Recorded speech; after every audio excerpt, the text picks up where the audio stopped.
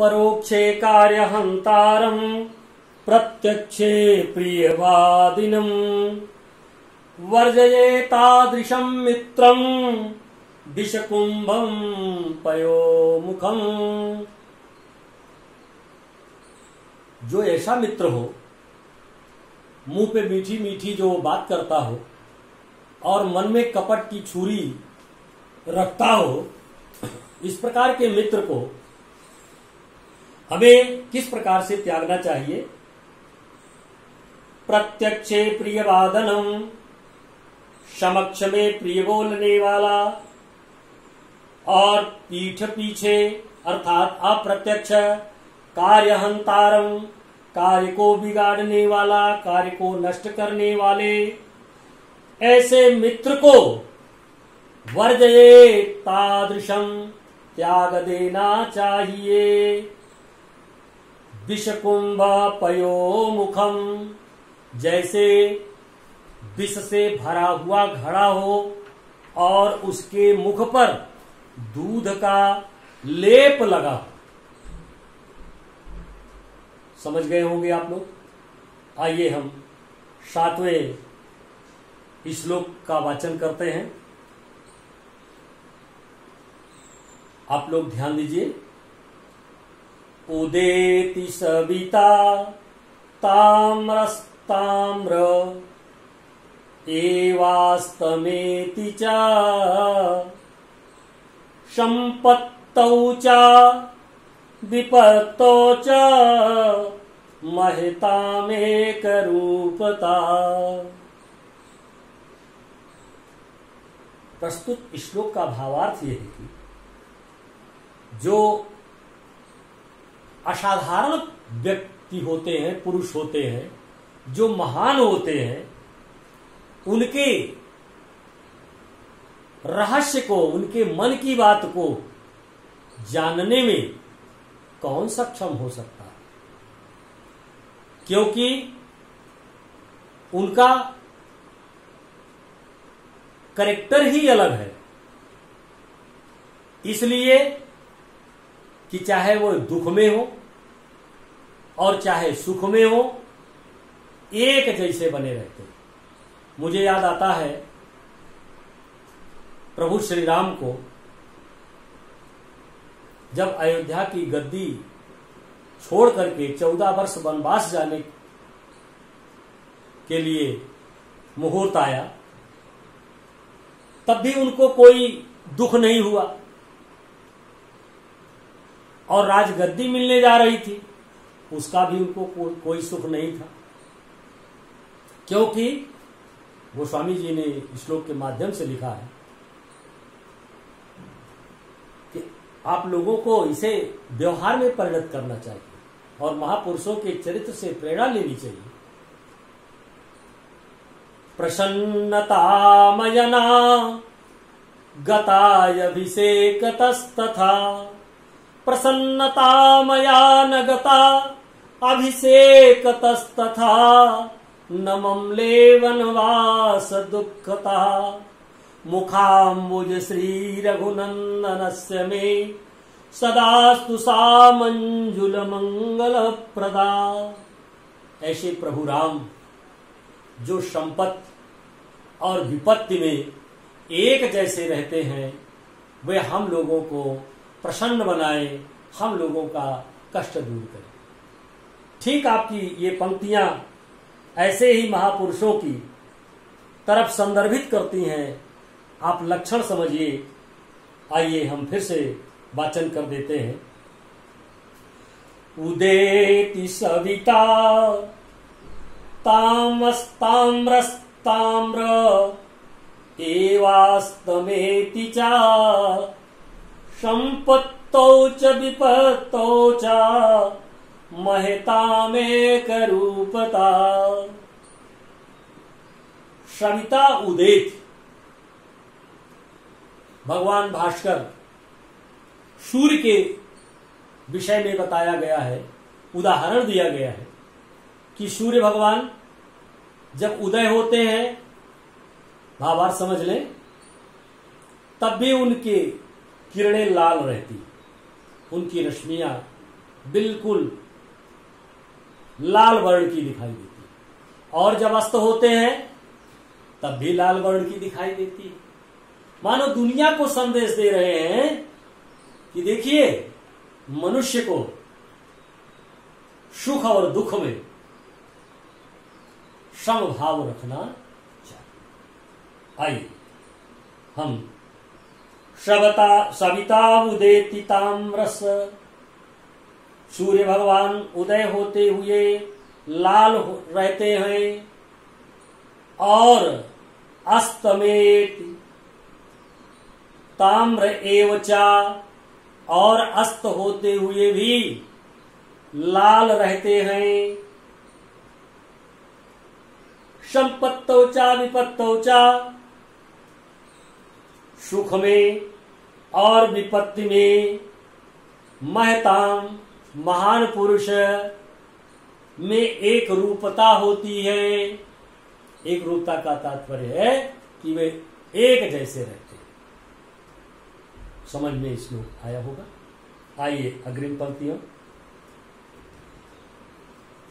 पहले हम वाचन करते हैं। विद्या विवादाय धनं मदाय, शक्ति परेशाम परपीडनाय, खलस्य साधो विपरीतयेत, ज्ञानाय दानाय च रक्षणाय। विद्या और शक्ति, धन, ये मनुष्य को मिल जाए जीवन में तो दो प्रकार के व्यक्ति होते हैं। एक की प्रवृत्ति रामत्व की होती है और एक की प्रवृत्ति रावणत्व की होती है। रावणत्व में अहंकार झलकता है और रामत्व में संस्कार झलकता है। अहंकार लेश मात्र भी नहीं। तो हमें जब धन मिल जाए और विद्या मिल जाए, शक्ति मिल जाए, तो उसका उपयोग हमेशा अच्छे कार्यों में लगाना चाहिए। बुरे कार्यों में शक्ति को, विद्या को और धन को कदापि नहीं लगाना चाहिए। मैं आपको बताऊं, विश्व की सबसे महंगी धातु यूरेनियम। यूरेनियम से बिजली भी बनती है, जो आपके घर के कूलर को चलाती है, पंखे को चलाती है और आपको सुख सुविधा प्रदान करती है। परंतु उसी धातु से परमाणु बम भी बनता है, लेकिन वह परमाणु बम हमको, आपको एक विध्वंसकारी घटना की याद दिलाता है। तो हमको, आपको एक प्रेरणा लेनी चाहिए कि हमेशा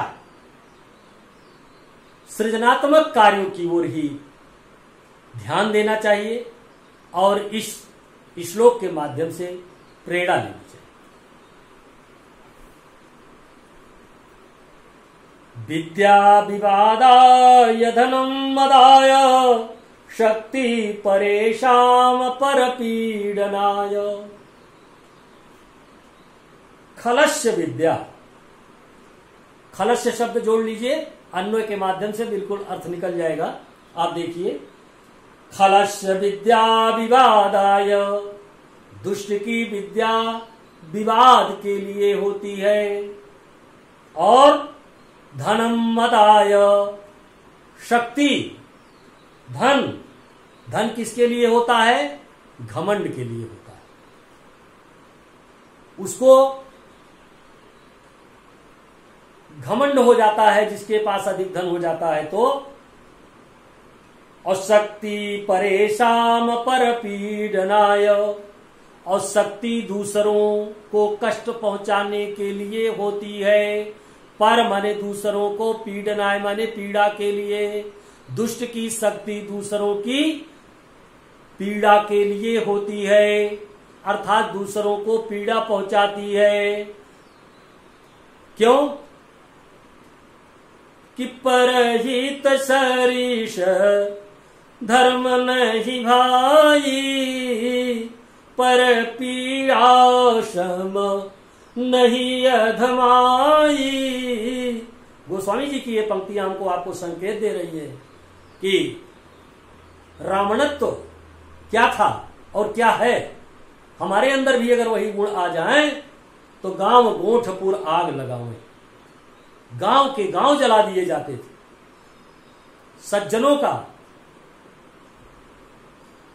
इतना कष्ट बढ़ गया था कि उनके उद्धार के लिए भगवान राम को अवतार लेना पड़ा, भगवान कृष्ण को अवतार लेना पड़ा। तो प्यारे बच्चों, विद्या विवादाय धनम मदाय, किसकी विद्या? खलस्य विद्या विवादाय, खल की विद्या विवाद के लिए, धन घमंड के लिए, शक्ति दूसरों को कष्ट पहुंचाने के लिए होती है। और यहीं पर एक शब्द आया है साधो। साधो का तात्पर्य है सज्जन। सज्जन की विपरीत एतर, इसके विपरीत होती है। सज्जन की विद्या, सज्जन का धन और सज्जन की शक्ति इसके विपरीत होती है। क्यों? विद्या ज्ञानाय, सज्जन की विद्या ज्ञान के लिए, दानाय दान के लिए, चारक्षणाय और रक्षा के लिए होती है। ज्ञानाय दानाय च रक्षणाय, चतुर्थी विभक्ता प्रयोग, चतुर्थी विभक्ति प्रयोग, यहां पर चतुर्थी विभक्ति का प्रयोग किया गया है। आइए हम आगे की श्लोक की चर्चा करते हैं। पहले वाचन करते हैं, आप लोग अपना ध्यान केंद्रित करें। सहसा विदधीत न क्रियाम अविवेकः, परमापदां पदम् दृढ़ते हि विमृश्य कारिणं, गुणलुब्धा स्वयमेव संपदा। भाव समझ लीजिए इस श्लोक का, फिर हम इस श्लोक के एक एक शब्द का अर्थ आपको बताएंगे। सहसा करी पछताई विमूढ़ा, जो अचानक कोई काम कर देते हैं वो निश्चित रूप से अपनी मूर्खता पर प्रायश्चित करते हैं। क्यों? बिना विचारे जो करे सो पाछे पछताए, काम बिगारे आपनो जग में होत हंसाय। बिना विचारे जो काम होगा कभी न अच्छा परिणाम होगा। और अंग्रेजी की एक कहावत है जिसको हम प्रायः सुनते भी हैं लोगों से, लुक बिफोर द लीप, कूदने के पहले देख लो। इसका तात्पर्य हुआ कि खाई है कि कुआं है, कहां हम अपना पैर रखने जा रहे हैं, क्या करने जा रहे हैं, ये हमें पहले विचार कर लेना चाहिए। आइए हम उसी संदर्भ में सहसा विदधीत न क्रियाम अविवेकः परमापदां पदम, क्रियाम न सहसा न विदधीत अविवेक परमापदां पदम,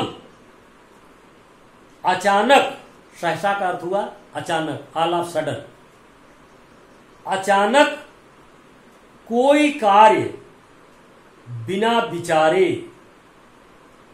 नहीं करना चाहिए, क्योंकि परमापदाम पदम, यही परम आपदा का कारण होता है। परमापदाम पदम, यही परम आपदा का कारण बन जाता है, क्योंकि विमृश्यकारिणम, विमृश्यकारिणम मैंने लिखा भी है, यहां देख ले, विमृश्यकारिणम,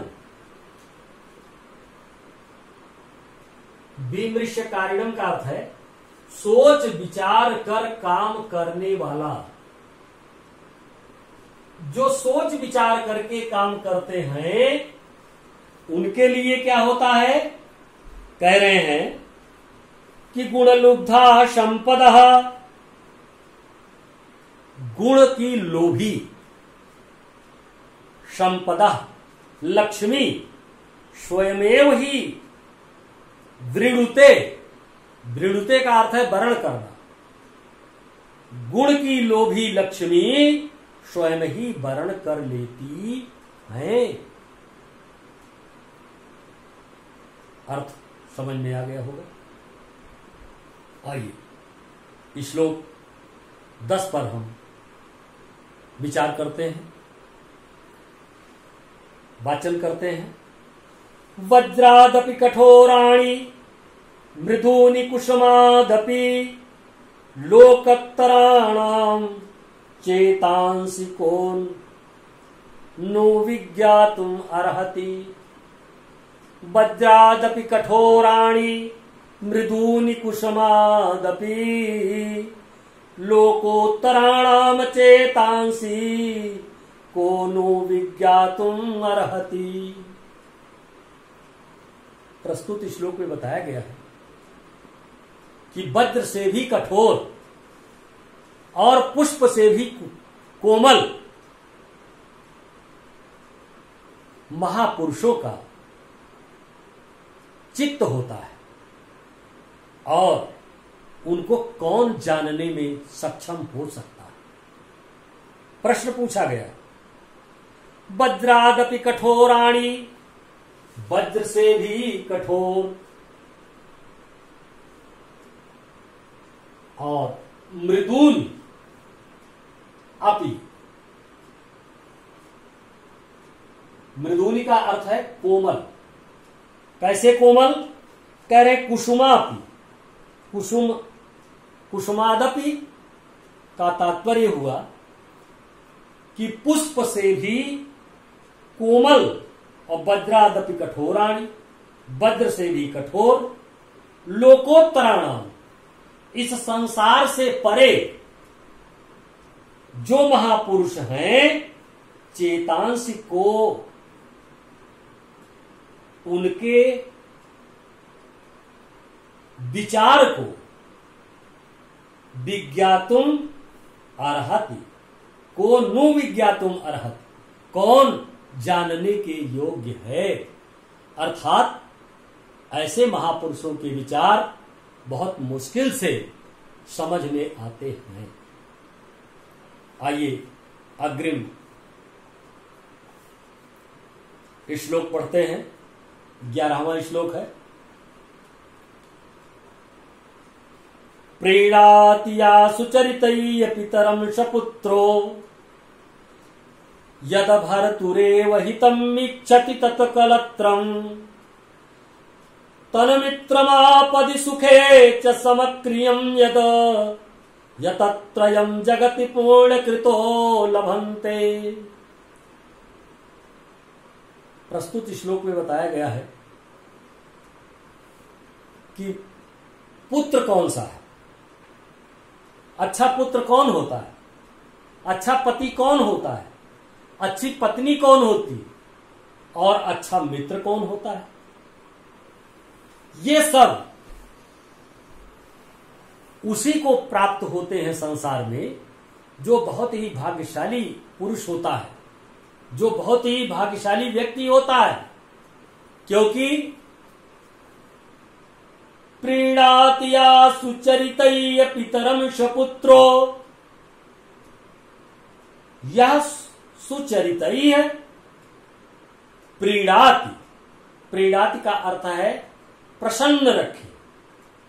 सुचरितैः का अर्थ है सुंदर चरित्र के द्वारा। शपुत्रो, वही पुत्र है जो सुंदर चरित्र के द्वारा, यह सुचरितैः है। पितरम श, जो पिता को प्रीणाति, प्रीणाति का अर्थ होता है प्रसन्न।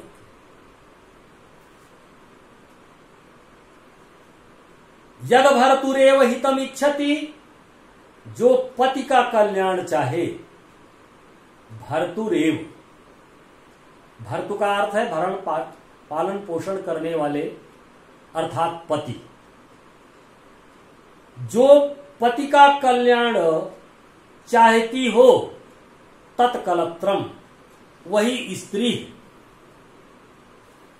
और तन्मित्रमापदि सुखे च समक्रियम यद, और वही मित्र है जो आपदि, विपत्ति काल में और सुख में, समक्रियम यद, समान व्यवहार रखता हो।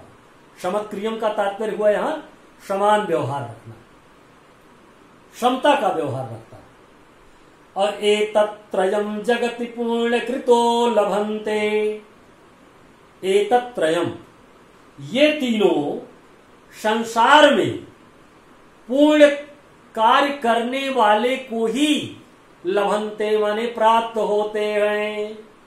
ये तीनों संसार में पूर्ण कार्य करने वाले को ही प्राप्त होते हैं। आइए फिर से एक बार अर्थ पर प्रकाश डाल लें। शपुत्रो यह प्रीणाति सुचरितैः पितरम, वही पुत्र है जो पिता को अपने सुंदर चरित्र से प्रसन्न रखे। तत्कलत्रम, और वही पत्नी है। यद भर्तुरेव हितम इच्छति, जो अपने पति का कल्याण चाहती हो। तन्मित्रमापदि सुखे च समक्रियम यद, और वही अच्छा मित्र है जो विपत्ति और सुख में समान व्यवहार करता हो।